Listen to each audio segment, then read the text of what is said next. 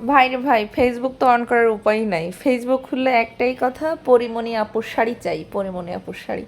আর সেই সুযোগটা নিচ্ছেই হচ্ছে বিভিন্ন রকম শাড়ি পেজ।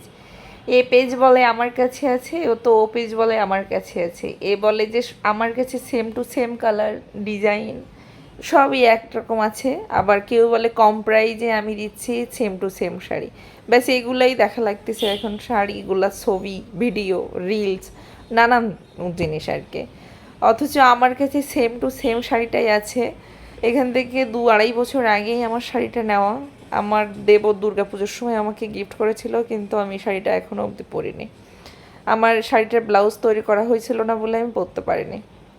তো ভেবেছিলাম যে এবার দুর্গাপুজোর সময় পরবো, কারণ আমি শাড়ির ব্লাউজটা তৈরি করতে দিয়েছি। তো এখন ভালোই লাগতেছে যে সবাই যে শাড়িটা কেনার জন্য লাফালাফি করছে, আর সে শাড়িটা আমার কাছে অলরেডি আছে আর কি। তো এখন কে কে কিনতে চাচ্ছেন এই শাড়িটা অবশ্যই জানাইতে পারেন, বা কিনেছেন।